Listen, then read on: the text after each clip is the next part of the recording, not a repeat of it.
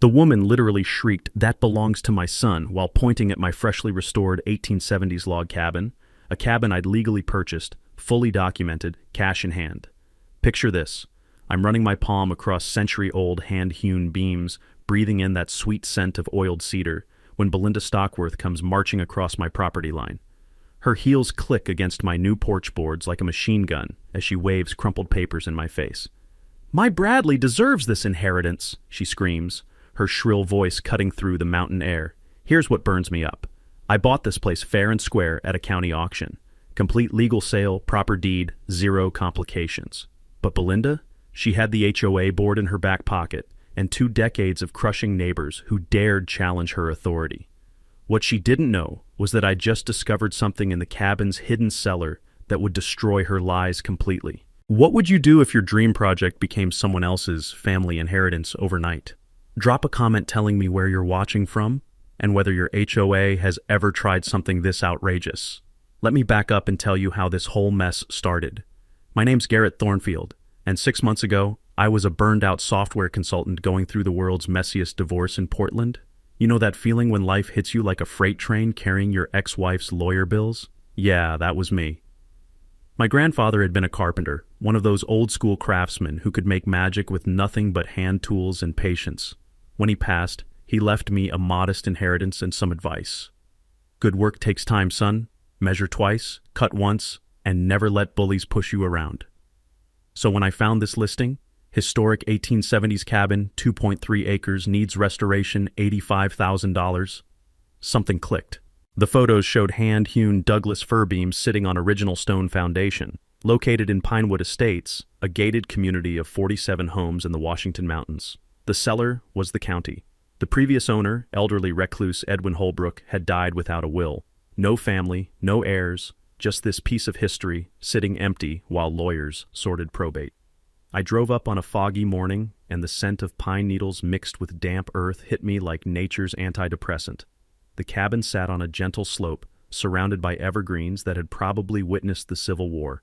When I ran my palm along those massive logs, I could feel generations of craftsmanship in every hand-cut joint. The county auction was straightforward. A few contractors showed up, saw the work involved, and bailed. Me? I saw therapy with a roof, made the winning bid and walked out with a deed, rusty keys, and the biggest project of my life. First few weeks were pure bliss. Stripping old chinking, treating logs, discovering the stone foundation was solid as my ex-wife's prenup demands. That's when I found the hidden root cellar beneath kitchen floorboards, original storage carved into bedrock. And there, wrapped in oilcloth behind a loose stone, sat Edwin Holbrook's leather journal. Pages yellowed but readable, documenting mountain life in neat handwriting. Most entries were mundane, weather, repairs, wildlife observations, but scattered throughout were references to BS, and those entries told a darker story about lies, cheating, and stolen lumber deals. Enter Belinda Stockworth, HOA president, community tyrant, and owner of the biggest McMansion in Pinewood Estates. Picture a 800-square-foot monument to suburban excess, complete with manicured lawn that probably required a NASA irrigation system.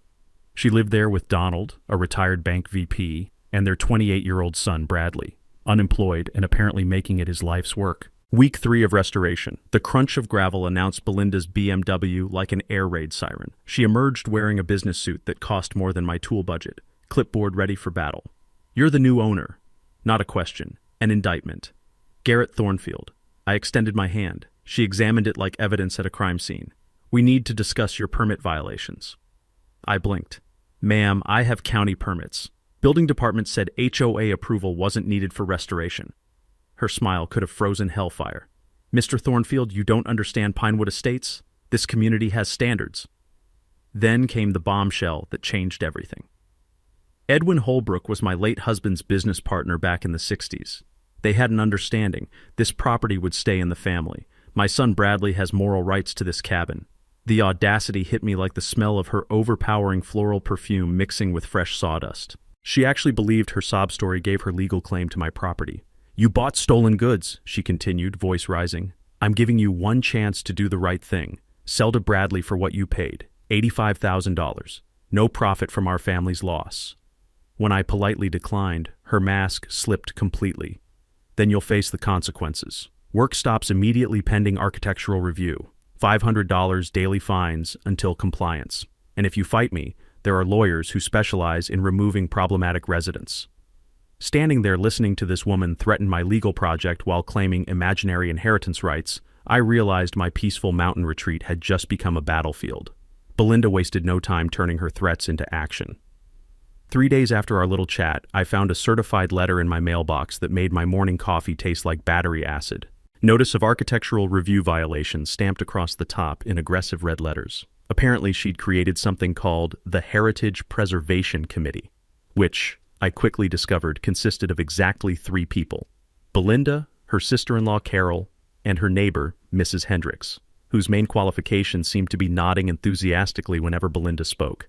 The violation report was 14 pages of pure bureaucratic terrorism.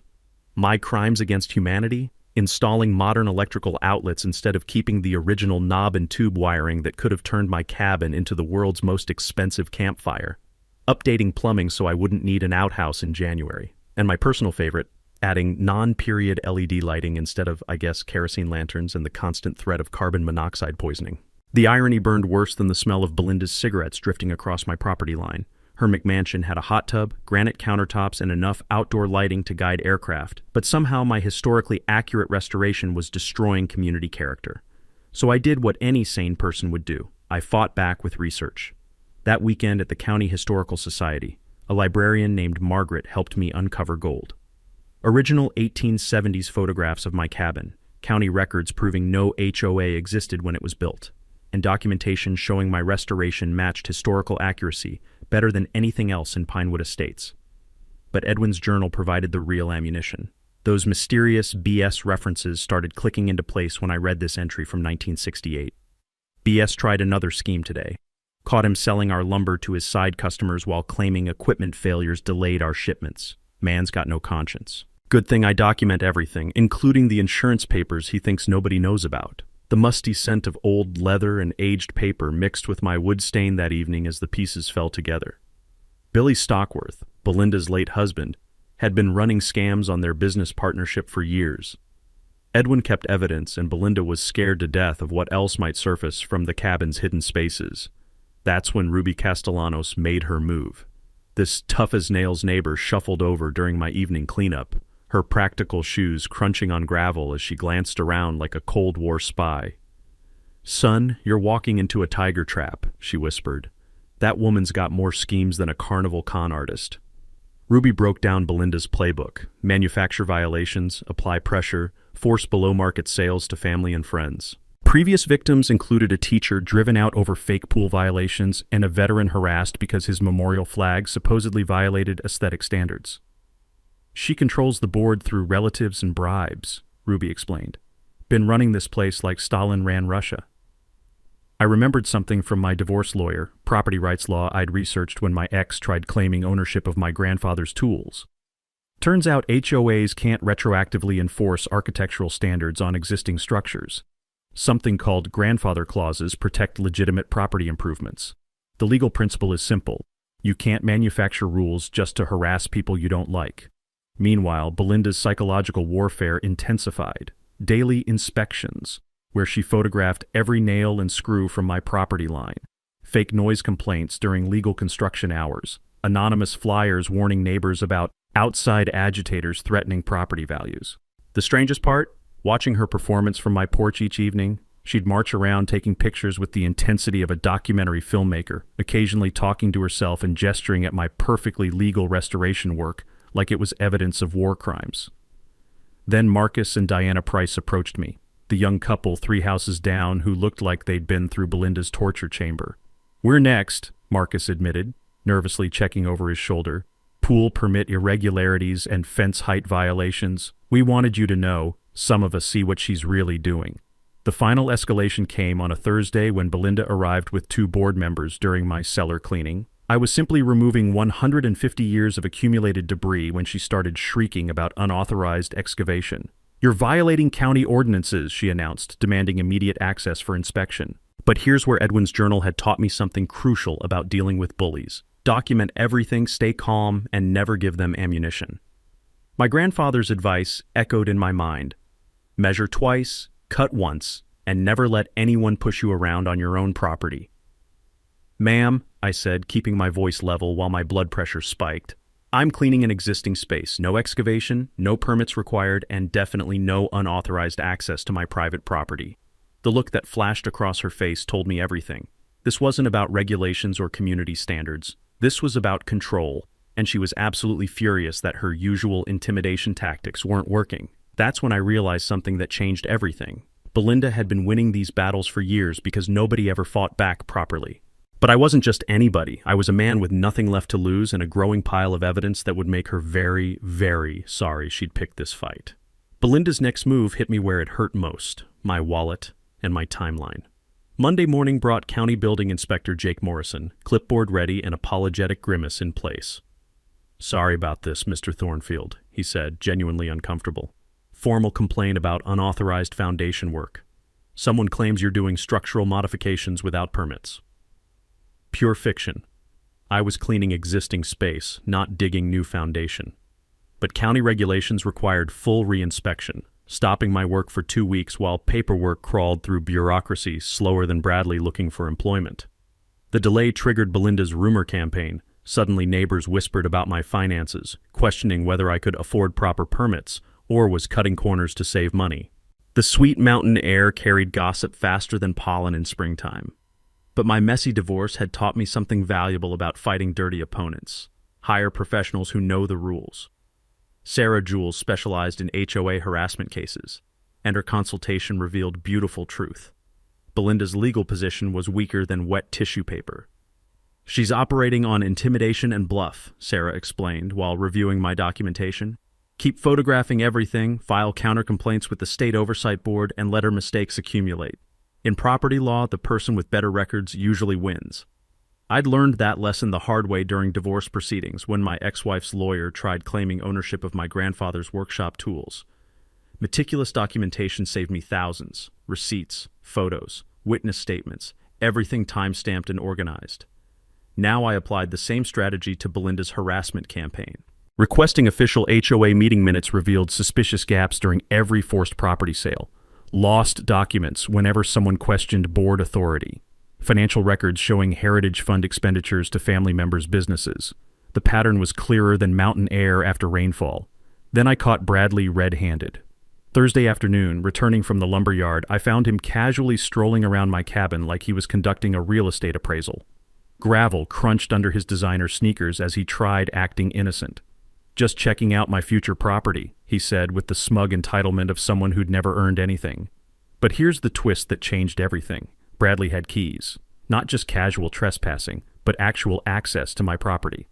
When I demanded explanation, his response revealed the depth of their delusion. Mom gave them to me.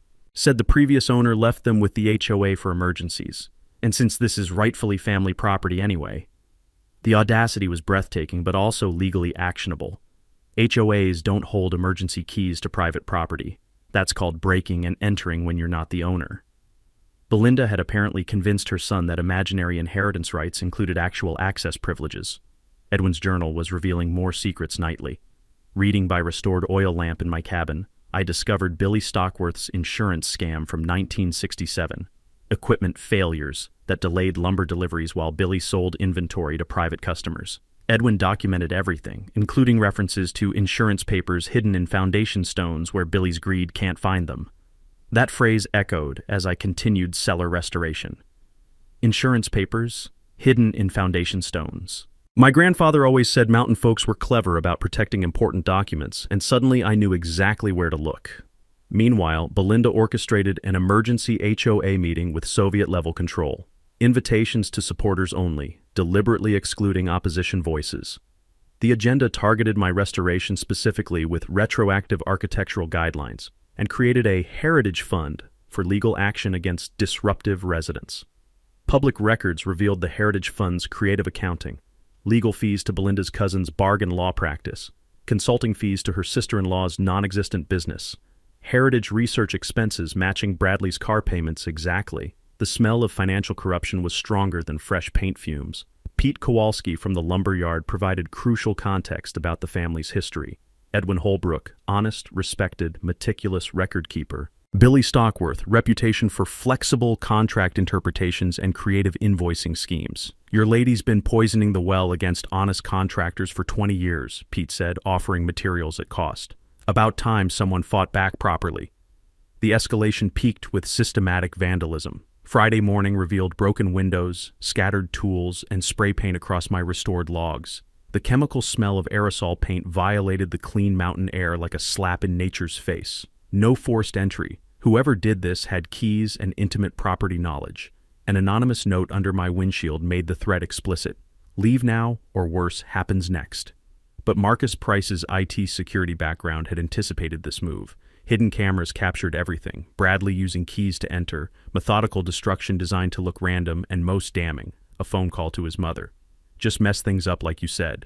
Make it look like break-in, nothing too obvious. Audio evidence of conspiracy between mother and son, video proof of breaking and entering, documentation of systematic harassment. When the sheriff's deputy took my report, I wasn't worried about prosecution delays. I was building an airtight case for Belinda's complete destruction. Even her supporters looked uncomfortable after the vandalism. Ruby condemned it publicly, and several neighbors privately expressed disgust. But Belinda doubled down with characteristic delusion, blaming me for attracting criminal elements through aggressive restoration tactics. Standing in my vandalized cabin that evening, reading her demand for emergency community vote about my threat to neighborhood safety, I realized something crucial. She wasn't just entitled or controlling. She was genuinely unhinged. And unhinged people always make fatal errors. Belinda's desperation peaked with a legal threat so ridiculous it belonged in a comedy sketch. Her cut-rate attorney cousin served me with a cease and desist claiming my restoration violated a historical preservation easement that existed only in their imagination. The demand was breathtaking. $25,000 restoration bond pending resolution, plus immediate cessation of all work. The expensive legal paper crinkled in my hands as I read 6 pages of creative fiction, masquerading as law, accompanied by threats of asset seizure that would have made loan sharks blush. Sarah Jules's reaction was priceless. "This is like being sued by someone claiming they own the moon," she laughed, dissecting the bogus claims. His law license must be held together with duct tape and desperation.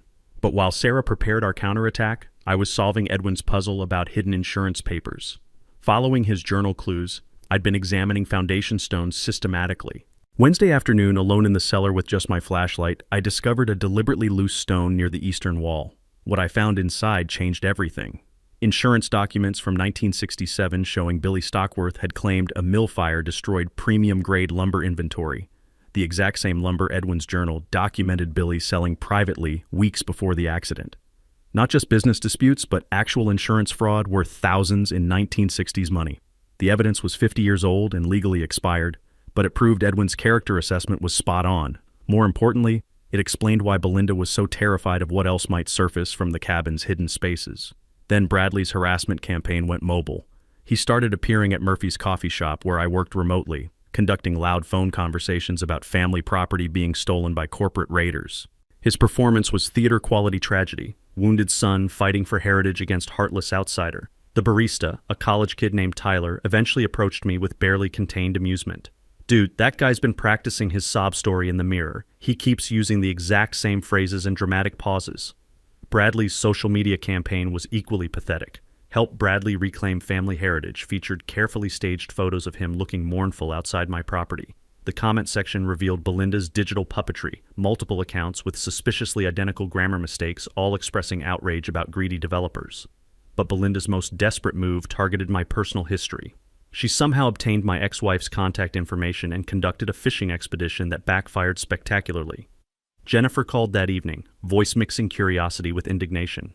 "Some crazy woman from Washington spent 20 minutes asking about your mental health, drinking habits, and potential for violence. Wanted ammunition for some kind of harassment campaign?" During our divorce, I'd learned about evidence gathering the hard way. Document everything because desperate people will twist any information available. That knowledge had saved me thousands when Jennifer's lawyer tried claiming I was financially irresponsible. "I told her you were stubborn and obsessed with old tools, but violent and unstable weren't in your repertoire," Jennifer continued. Then I asked why strangers were investigating my ex-husband's background. She hung up pretty fast. Sarah's deeper investigation revealed the HOA's foundation was built on quicksand. They'd been operating illegally for 2 years, required state filings never submitted, making every vote meaningless. The Heritage Fund contained $12,000 with accounting records that would embarrass a lemonade stand. In nonprofit law, this is called operating without legal authority, Sarah explained. Every fine they've imposed, every violation notice they've issued, completely unenforceable because they're not legally an HOA anymore. Marcus's enhanced security system was documenting Belinda's escalating desperation beautifully. 47 separate harassment incidents, each time-stamped and archived. Bradley's attempted break-ins now clearly part of organized conspiracy, not random mischief. The climax came when Belinda staged her most elaborate deception, a fake gas emergency requiring immediate property inspection. She arrived with Bradley and 2 board members as witnesses, carrying a device that beeped frantically near my foundation. "Critical safety situation," she announced with genuine-sounding concern. "Multiple neighbors reported gas odors. We need immediate access for professional assessment." But software debugging had taught me to question obvious explanations and trace actual sources. The gas detector beeping hysterically turned out to be a smoke alarm with dying battery. The multiple neighbors who reported leaks didn't exist according to county emergency dispatch. Hidden cameras captured Belinda's evidence-planting attempt during the staged inspection. Audio recorded her coaching Bradley. "Place those violation tags on the electrical outlets while I distract him. Make it look like we discovered code problems during emergency response." When Deputy Rodriguez arrived, Sarah's brilliant prearrangement based on anticipated escalation, Belinda was literally red-handed, placing fabricated violation markers on perfectly legal installations. "Ma'am," the deputy said while his body camera recorded everything, "we need to discuss filing false emergency reports and attempted fraud." Ruby's Facebook livestream captured the entire performance for community consumption. Comments exploded with neighbors expressing shock, disgust, and finally understanding Belinda's methodology. Even her remaining supporters abandoned ship faster than rats fleeing a sinking vessel. The evidence planting constituted criminal activity beyond HOA harassment. Multiple agencies launched investigations while Belinda's authority evaporated like mountain mist in morning sunshine. Standing on my porch that evening, watching the deputy's taillights fade into darkness, I understood the war was nearly over. Belinda had transformed from feared neighborhood tyrant into desperate criminal whose schemes were unraveling faster than a cheap sweater in a washing machine. Sarah Jules's phone call Tuesday morning made my coffee taste like victory. Her voice practically vibrated with excitement as she described documents that obliterated Belinda's entire charade. "I found the smoking gun," she said. "Original 1960s partnership dissolution papers with Billy Stockworth's signature abandoning all future claims to Holbrook properties.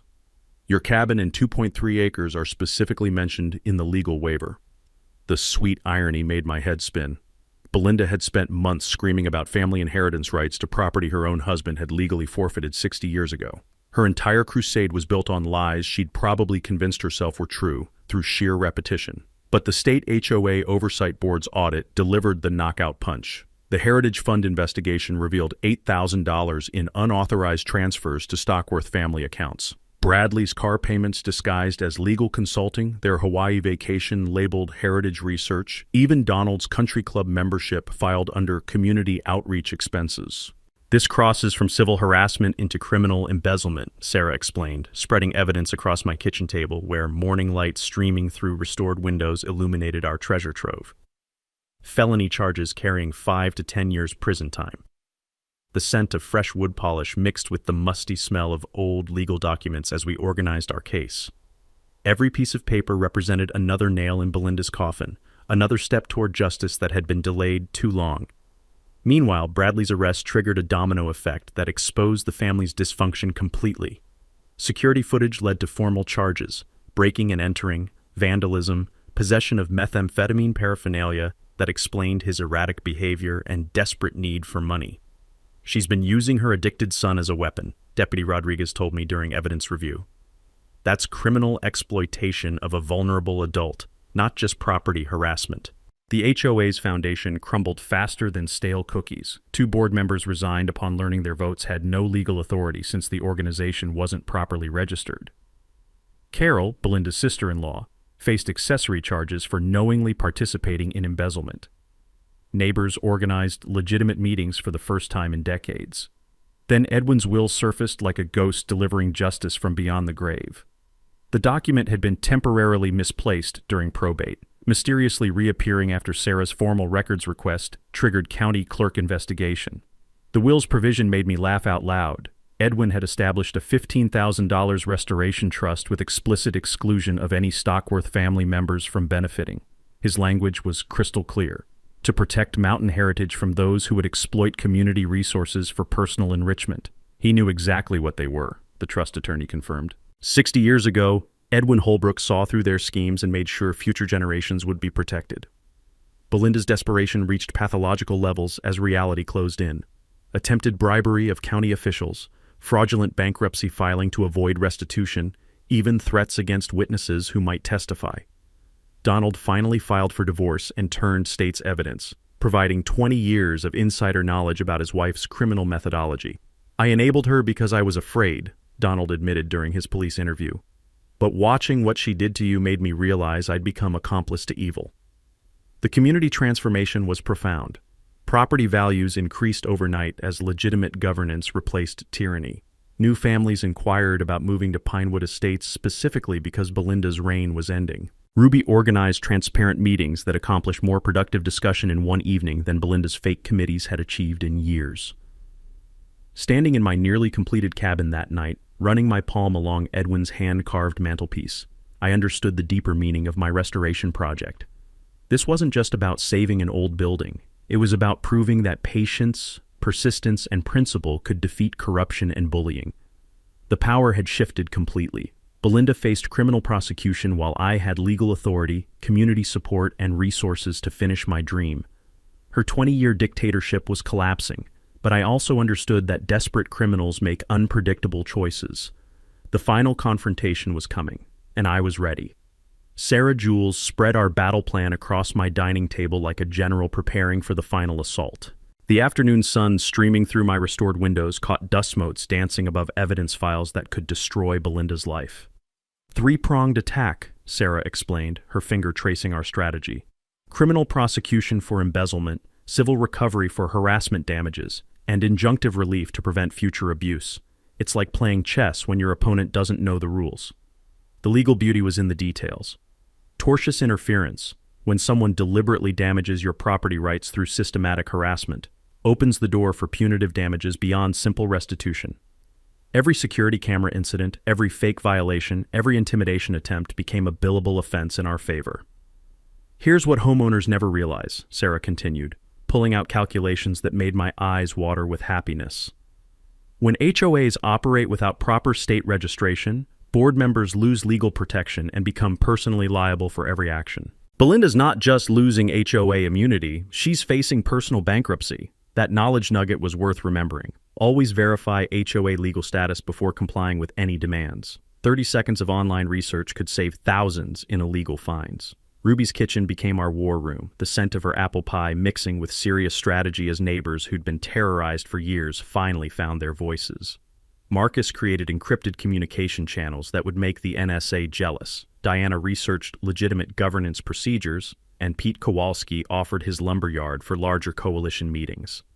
"Most harassment victims lose because they don't document properly," Marcus explained while organizing our digital arsenal. "We've accidentally created a masterclass in destroying bullies through superior evidence collection."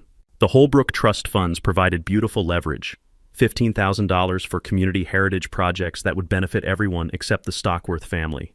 Tangible improvements versus years of financial drain under Belinda's dictatorship. Even fence-sitting neighbors could do that math. Sarah's damage calculations were intoxicating. "Document every harassment-related cost," she advised, reviewing receipts I'd collected obsessively.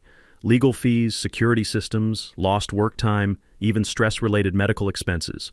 Washington courts award substantial damages for systematic emotional abuse, and our documentation is prosecutors' porn. The key legal principle every property owner should know: emotional distress damages can exceed actual financial losses when harassment is systematic and well documented. Keep detailed records from day one." Media strategy required surgical precision. The Mountain View Herald wanted to expose HOA corruption, but premature publicity could prejudice legal proceedings. We prepared testimonials from 12 previous Belinda victims, families driven away through manufactured violations and selective enforcement that would make Banana Republic dictators proud. Evidence speaks louder than emotion, Sarah counseled. Save righteous anger for victory celebrations. State agency coordination was proceeding like clockwork. HOA Oversight Board received comprehensive complaints. Consumer Protection launched embezzlement investigation. County Planning reviewed permit irregularities. Multiple agencies met multiple attack vectors. Even if one failed, others would succeed. Historic restoration completion leveraged trust funds for professional electrical and plumbing work, freeing me to focus on period-appropriate details. The Historical Society offered authenticity guidance while volunteers organized completion celebration as Community Liberation Festival. Pro tip every homeowner needs, Pete explained while reviewing material orders, the smell of fresh lumber filling his warehouse. Historic property restoration qualifies for state tax credits and federal heritage grants. Research first. You might get paid to preserve community character instead of paying fees to prevent it. Counterintelligence preparation addressed Belinda's predictable desperation tactics. Sarah's experience with cornered defendants suggested false accusations, evidence destruction attempts, witness intimidation. Basically every dirty trick in the sociopath playbook. Desperate criminals make dangerous choices, Sarah warned while Marcus installed additional security measures. Bankruptcy filings to avoid responsibility, fleeing jurisdiction, even physical confrontation when legal options disappear. We need contingencies for every scenario. Community governance planning focused on either HOA dissolution requiring 75% approval or removing corrupt leadership and restarting with legitimate state registration. Ruby's consensus candidacy for interim president brought mountain wisdom and zero tolerance for financial games. New bylaws would emphasize transparency, independent oversight, and equal enforcement. Previous harassment victims would serve on accountability committee, ensuring future boards couldn't repeat Belinda's reign of terror. Heritage Fund restructuring would fund genuine improvements, park benches, welcome signs, community gardens that built solidarity instead of fear. Technical documentation told our story visually. Professional photographs showed cabin transformation from neglect to beauty. Historical research proved restoration authenticity. Financial analysis demonstrated increased property values benefiting everyone. Expert testimony was arranged: contractor, historian, appraiser, community development specialist. Visual evidence wins trials, Sarah noted, reviewing before and after photos that looked like magazine spreads. Juries understand pictures better than legal arguments. Your project proves legitimate improvement conquers arbitrary harassment. Contingency planning covered every possible Belinda move. Bankruptcy, liens against personal property survive. Fled jurisdiction, asset recovery continues. Community division, core supporters maintain focus while isolating enablers. Standing in my nearly completed cabin that evening, organizing evidence by restored oil lamp light, I felt my grandfather's presence in every hand-hewn beam. This wasn't just about defeating one corrupt woman. We were proving that patience, preparation, and principle could triumph over institutional bullying. The final confrontation was scheduled. County commissioners would hear our case publicly, with media present and justice watching. After months of harassment, lies, and manipulation, Belinda would finally face consequences. I was ready to end this war. Belinda's character assassination campaign started with a phone call that made my morning coffee taste like battery acid. She'd hired some bottom-feeder private investigator to excavate my divorce records, financial history, and personal life with the thoroughness of an archaeological dig. Within days, whispers spread through Pinewood Estates about my alcohol problems, mental instability, and potential for violence. Fake social media profiles sprouted like digital weeds, posting negative reviews of my consulting work and fabricated stories about stalking behavior.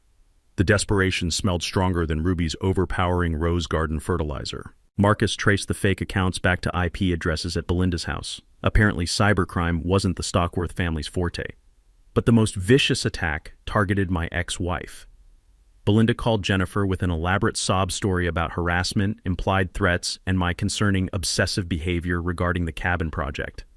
She wanted restraining order ammunition, Jennifer explained during our evening call, voice mixing amusement with indignation. Asked about our divorce settlement, whether you'd been violent, if I felt threatened by your dangerous mountain isolation.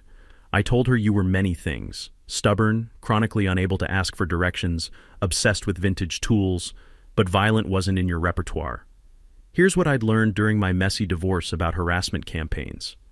Document every attempt at character assassination because desperate opponents always overreach and create criminal liability. Jennifer's recording of Belinda's fishing expedition would become evidence of malicious interference. The key takeaway? Always record conversations with hostile parties when legally permissible. Their own words become your best evidence. Then came the mini twist that changed everything. Bradley's drug overdose landed him in county hospital, where social workers uncovered years of family dysfunction. But the real shocker was his confession. Belinda had been systematically draining his trust fund, money left by his grandfather, to finance her HOA power games and legal harassment campaigns. She told me the cabin money was really mine, Bradley admitted to investigators. Said once we got the property back, she'd restore my inheritance. I was too high to realize she'd already spent it all on lawyers and bribes. 28 years old and discovering his mother had embezzled his inheritance to fund personal vendettas. Even hardened social workers looked shocked by the psychological manipulation involved. Donald's breaking point came when Belinda tried accessing their retirement accounts for more legal funding. His divorce filing revealed 20 years of financial records showing systematic abuse of family resources for personal wars against neighbors. I enabled her because I was terrified, Donald confessed to his attorney. But watching what she's doing to that man made me realize I'd become accomplice to genuine evil. The community sabotage escalated beyond petty vandalism into systematic terrorism. Mystery nails appeared in driveways, mailboxes suffered midnight demolition, and utility services experienced accidental disruptions targeting anyone who'd shown me support. Marcus's security network captured Donald conducting nighttime operations while talking on his phone. The audio was beautiful. This obsession is destroying our family and finances, but I can't stop her when she gets like this. She's completely lost control. That recording exposed the Stockworth marriage's reality. Donald wasn't evil, just another victim too afraid of Belinda's rage to resist her increasingly criminal demands. The sound of gravel crunching under his reluctant footsteps during sabotage missions told the story of a broken man following orders. State investigators uncovered additional Heritage Fund fraud that made our initial discoveries look amateur. Fake invoices for legal consulting, heritage research, and community security assessments. All payments to Stockworth family accounts with the creativity of organized crime accountants. But Belinda's most pathetic move was attempting to bribe county officials. She offered Building Inspector Morrison cash for manufactured violations, tried paying the tax assessor to inflate my property assessment, and approached the county clerk about accidentally losing partnership dissolution documents. "Ma'am, you're describing felony bribery of public officials," Morrison told her during their recorded conversation. "I'm legally obligated to report this to law enforcement immediately." The community was splitting like kindling under pressure. Belinda organized emergency meetings for remaining loyalists, spreading panic about property values and crime rates while threatening board members who might abandon her sinking ship. "Support me or face consequences," she warned Carol during a phone conversation our surveillance captured. "I know where every skeleton is buried in this neighborhood." But legitimate neighbors were organizing hope instead of fear. Ruby's informal leadership created productive discussions about community governance, while Holbrook trust funding generated excitement about genuine improvements, playground equipment, walking trails, community gardens. The psychological pressure was clearly fracturing Belinda's grip on reality. Neighbors reported seeing her conducting surveillance from her car during odd hours, photographing shadows and having animated arguments with invisible opponents while watering plants. 20 years of ruling through fear, Ruby observed during our evening porch talk, the scent of mountain pine mixing with distant sounds of Belinda's latest meltdown. Now that intimidation isn't working, her brain's having a complete system failure. Standing in my nearly finished cabin that night, listening to Belinda's distant shouting at phantoms, I understood we were witnessing the total collapse of a petty dictator whose empire of lies was crumbling into dust.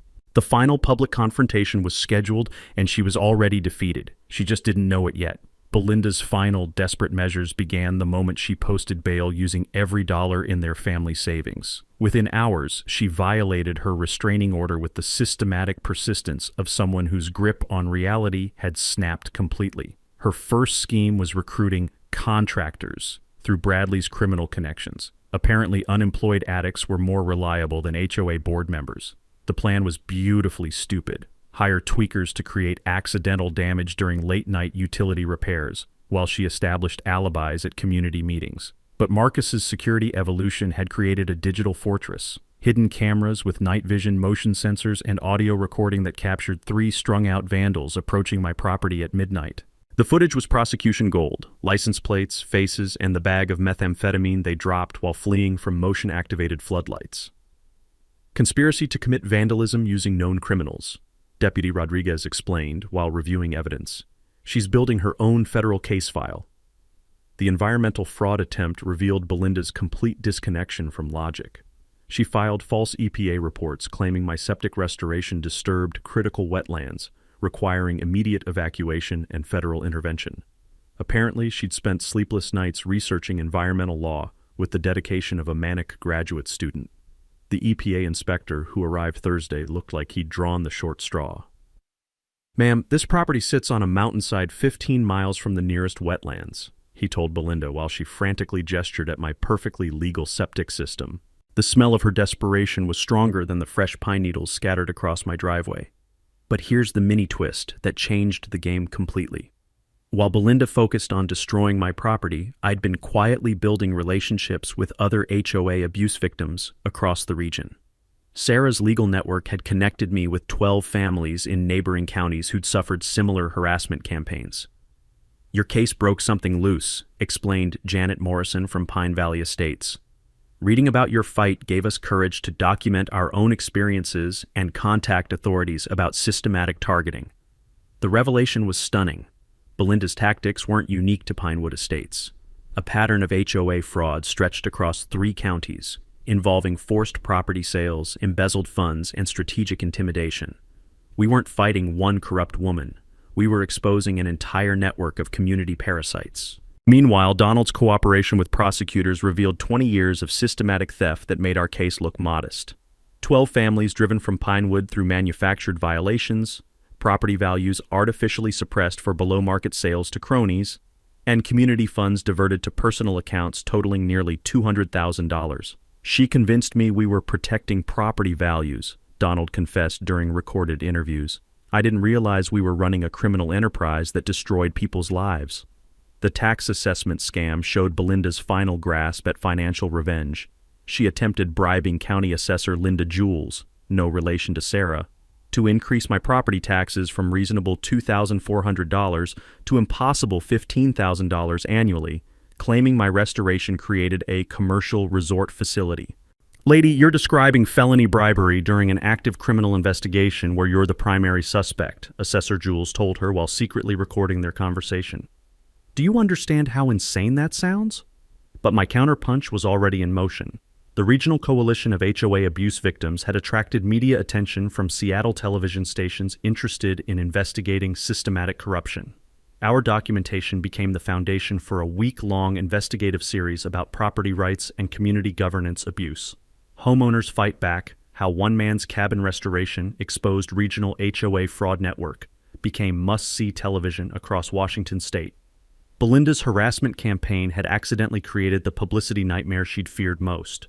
The community transformation was remarkable to witness. Ruby organized legitimate meetings that accomplished more productive discussion in single evenings than Belinda's fake committees had achieved in years. The sweet scent of actual democracy filled meeting rooms as neighbors discovered they could solve problems through cooperation instead of intimidation. Property management companies terminated Pinewood Estates contracts to avoid liability. Insurance providers canceled coverage for criminal board members, and remaining HOA loyalists resigned faster than rats abandoning a sinking ship. Belinda's final act of desperation was attempting to frame me for drug possession. She planted methamphetamine in my mailbox while calling anonymous tips about suspicious drug activity to Sheriff's Department. The plan might have worked if Marcus hadn't installed cameras covering every approach to my property. High-definition footage showed Belinda creeping around my mailbox at 3 a.m., carefully planting evidence while muttering about teaching lessons and protecting family honor. The audio captured her complete psychological breakdown, 20 minutes of incoherent rambling about conspiracies, inheritance rights, and imaginary enemies. Planting drugs to frame someone is called evidence tampering and filing false police reports, Deputy Rodriguez explained while arresting her for the 3rd time. "Ma'am, you're building your own life sentence." Standing on my completed cabin porch that evening, watching news crews pack up their equipment after documenting Belinda's latest arrest, I understood this story had grown beyond personal vindication. We'd created a template for communities fighting institutional corruption, and proven that individual courage could expose systematic abuse. The public hearing was tomorrow. After months of escalating harassment and criminal behavior, justice would finally be served with cameras rolling and the entire region watching. Belinda had destroyed herself completely, and the whole world would witness her final downfall. The county courthouse hearing room buzzed with anticipation like a beehive before swarming. Standing room only, with overflow crowds streaming live video on phones outside. The scent of nervous perspiration mixed with old wood polish and courthouse coffee as 3 regional TV stations positioned cameras for maximum drama. County commissioners sat elevated like judges at history's tribunal. District Attorney Patricia Wells arranged evidence boxes that could sink battleships. The state HOA oversight representative had flown from Olympia specifically for this spectacle, while FBI agents occupied front row seats with notebooks ready. Ruby testified first, her weathered mountain voice cutting through courtroom silence. 20 years of fear disguised as community leadership, she began, the microphone amplifying decades of suppressed anger. Belinda Stockworth transformed our neighborhood into a terror state where families lived in constant dread of manufactured violations. Marcus followed with digital devastation. 47 documented incidents displayed on courthouse projectors. Security footage showed Belinda planting evidence, coordinating vandalism, and conducting surveillance like a deranged private investigator. Audible gasps rippled through packed galleries as her criminal methodology played in high definition. Diana's voice broke reading impact statements from 12 destroyed families. Financial ruin, forced relocations, emotional trauma. The human wreckage of Belinda's 20-year dictatorship laid bare before cameras and community witnesses. Pete Kowalski connected regional corruption dots. She poisoned honest contractors' reputations across 3 counties, he declared, pointing at Belinda with carpenter's accuracy. Economic terrorism disguised as consumer protection, destroying livelihoods to maintain control. Then Belinda made her entrance in Orange County jumpsuit, handcuffed and diminished. The woman who'd terrorized neighbors for decades looked like a broken marionette, strings cut by reality. Her court-appointed attorney resembled someone who'd rather defend serial killers than hopeless cases. "I demand to address these fabricated accusations," Belinda shrieked, her voice cracking like old paint. Judge Harrison reluctantly permitted her statement while cameras captured every unhinged word. What followed was 15 minutes of televised psychological collapse. Belinda ranted about urban liberal conspiracies, stolen heritage, and corrupt government persecution of honest leadership. She accused commissioners of bribery, claimed federal agents were targeting traditional values, and insisted the cabin belonged to Bradley despite mountainous evidence proving otherwise. "That consultant destroyed everything my family built," she screamed, spittle flying as hysteria peaked. "Some divorced outsider can't steal our mountain heritage with lawyers and lies." The courtroom sat mesmerized as complete mental breakdown played before 300 witnesses and rolling cameras. Even hardened deputies looked uncomfortable watching someone's sanity disintegrate in real time. Sarah Jules's presentation was prosecutorial poetry. Partnership dissolution papers displayed Billy Stockworth's signature, abandoning all property claims. Edwin's will explicitly excluded Stockworth family members. Financial audits revealed $47,000 embezzled for personal luxury, disguised as community expenses. "Overwhelming, irrefutable evidence of systematic criminal enterprise," Sarah concluded with surgical precision. "This case demonstrates why property owners need legal protection from institutional abuse masquerading as governance." District Attorney Wells announced charges that silenced the room: federal racketeering, mail fraud, conspiracy, embezzlement, evidence tampering, and criminal harassment. Combined sentences potentially reaching 20 years plus $500,000 fines and full community restitution. This criminal enterprise targeted vulnerable homeowners across multiple counties, Wells stated. Community governance cannot provide cover for personal enrichment and systematic neighbor abuse. But the mic drop moment belonged to me. When Judge Harrison requested closing remarks, I stood facing Belinda directly, mountain silence filling the courtroom. "Mrs. Stockworth," I said, my voice carrying to every corner, "you spent months claiming I was destroying your community. But the real truth is this. Your 20-year reign of terror poisoned everything good about mountain life. You didn't lose a family inheritance. You lost the right to terrorize your neighbors. This restoration project didn't ruin Pinewood Estates. It saved everyone from you." The packed courthouse exploded in thunderous applause that deputies couldn't contain. Reporters scribbled frantically while cameras captured Belinda's final lunge toward me, screaming, "You destroyed everything," before security tackled her to the floor. Judge Harrison's gavel finally restored order as he announced federal charges filed, assets seized, and permanent restraining orders issued. Belinda was remanded without bail, her dictatorship officially terminated, while she sobbed uncontrollably in handcuffs. Outside the courthouse, celebration erupted across mountain communities as neighbors hugged, cried, and shared freedom stories. Documentary crews interviewed dozens describing their first taste of legitimate democracy in decades. Local news anchors called it David versus Goliath with security cameras and spreadsheets. Ruby grabbed my hand as cameras rolled. "Son, you didn't just save that cabin," she said, tears streaming down weathered cheeks. "You saved all of us." Standing in afternoon sunlight with my completed cabin visible across the valley, surrounded by neighbors I'd helped liberate from institutional terrorism, I understood we'd accomplished something bigger than personal vindication. We'd proven that individual courage, community solidarity, and meticulous documentation could destroy corruption and restore justice to poisoned places. The sound of genuine laughter echoing across mountain air, probably the first honest joy Pinewood Estates had heard in 20 years, told me everything about what we'd accomplished together. 6 months later, Belinda's sentencing made headlines from Seattle to Spokane. 7 years federal prison, 4 years state concurrent, $750,000, total fines, and restitution. Judge Martinez's words echoed beyond the courthouse. Your criminal enterprise transformed community governance into personal terrorism. This sentence reflects society's zero tolerance for institutional abuse. The scent of justice smelled sweeter than mountain wildflowers. Donald's cooperation earned probation and a fresh start in eastern Washington, working construction and attending therapy for 2 decades of psychological manipulation. Bradley completed rehab, found purpose as addiction counselor in Missoula, and cut all ties with his toxic mother. Sometimes the best family reunions involve permanent separation. Corrupt officials face their own reckoning. County Clerk Morrison, 3 years federal time. Building Inspector Davidson, 2 years plus lifetime public employment ban. Tax Assessor Richardson, heavy fines and professional license revocation. The message resonated across Washington state. Corruption carries consequences, regardless of connections. Pinewood Estates transformed into something Edwin Holbrook would recognize. Ruby's interim presidency established transparent governance with rotating leadership and ironclad term limits. Property values jumped 28% as legitimate management replaced extortion. 18 new families moved in seeking well-governed communities with authentic mountain character instead of manufactured drama. The Heritage Fund's resurrection became local legend. Recovered embezzlement money, $47,000 plus penalties, funded genuine improvements. The Edwin Holbrook Memorial Workshop teaching traditional building skills to teenagers. Community pavilion where neighbors actually talked instead of plotting. And organic gardens where families grew vegetables instead of grievances. My cabin became unexpected regional attraction, featured in Better Homes and Gardens as David Beats Goliath Historic Restoration Edition.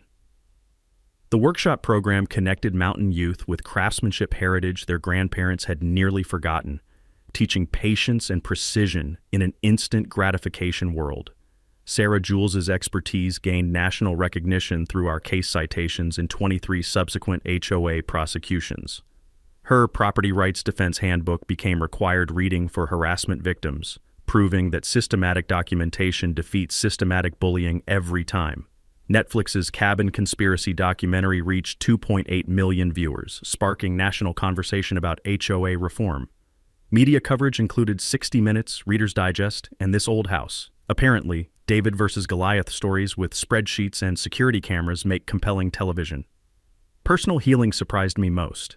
Dr. Emily Watson, the Historical Society curator who'd helped research Edwin's legacy, became my partner in preservation and life. Her mountain heritage expertise complemented my restoration obsession, creating partnership that honored past while building future together.